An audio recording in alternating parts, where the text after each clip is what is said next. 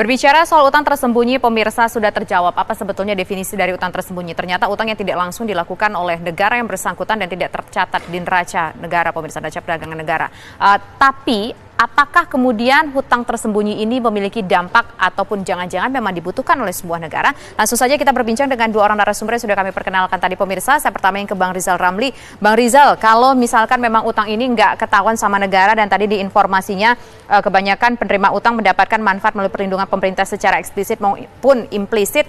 Nah, ini dampaknya apa, Bang Rizal? Apakah ini artinya negara tahu dan ini mungkin difasilitasi oleh negara atau seperti apa, Bang Rizal?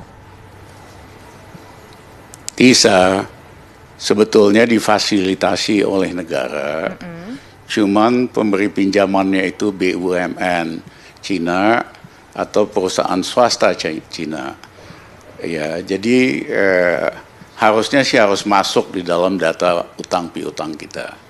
Itu lembaga research itu dari Williams Towns di Massachusetts, lumayan kredibel. Jadi angkanya saya kira benar.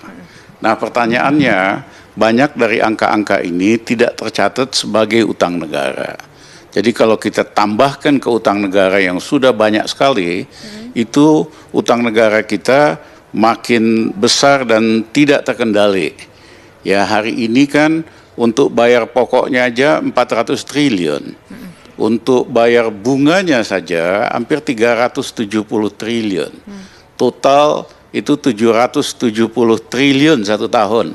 Apalagi utang yang tidak tercatat ini bisa-bisa lebih dari 800 triliun. Ya, istilah saya, ekonomi Indonesia sudah di ICU sebetulnya. Harus pakai ventilator terus. Ventilator itu artinya utang lagi, karena untuk bayar bunga saja harus minjam. Nah, yang kedua adalah perlu diingat, pinjaman tidak resmi ini itu beda model bisnisnya. Istilahnya kalau kita meminjam, misalnya bank kasih pinjaman nama TISA, dia udah hitung kemampuan bayar TISA itu sepertiga dari gaji bulanan. Jadi dia nggak mungkin kasih pinjaman lebih. Tapi dalam konteks China itu istilahnya itu lend to own. Dia sengaja kasih pinjam lebih besar daripada seharusnya supaya TISA kagak mampu bayar. Begitu nggak mampu bayar, maka dimiliki langsung asetnya atau kontraknya ditambah.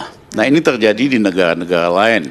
Di Sri Lanka, proyek pelabuhannya besar sekali, biayanya mahal sekali, pendapatan dari trafficnya sedikit, akhirnya di Sri Lanka BUMN-nya nggak mampu bayar. Akhirnya diperpanjang kontraknya jadi 2 kali 99 tahun, hampir 200 tahun. Atau sahamnya mereka tingkatkan. Misalnya terjadi dalam kereta api cepat Jakarta-Bandung, itu pembengkakan biayanya saja 26 triliun, ya. Dan karena pemerintah BUMN Wika nggak mampu setor modal, akhirnya kan saham mereka akan lebih tinggi lagi, akan dikuasai, kecuali kita tegas, karena proyek kereta api cepat Jakarta-Bandung kemahalan, tentu tanggung jawab kontraktornya dong. Harus ada sanksinya, baik penaltinya dan sebagainya. Berarti bisa dibilang ini cukup gambling ya, ngambil ini Bang Rizal ya. Jadi yang perlu diingat, yang saya ingin ingatkan lagi TISA, model bisnis BUMN di Cina itu sengaja kasih pinjaman yang super besar supaya nggak mampu bayar, supaya mereka bisa kuasain. Inilah rencana untuk membangun pelabuhan besar di luar kapasitas di Medan supaya mereka bisa ngontrol Selat Malaka, dan di Bitung juga sangat besar sekali. Baik, kita dapat poinnya. Berarti ada efek yang menurut sudut pandang seorang pakar ekonom Rizal Ramli itu ada dampaknya. Mereka memberikan uang tapi mereka ingin menguasai aset yang sedang dibangun dari hasil utang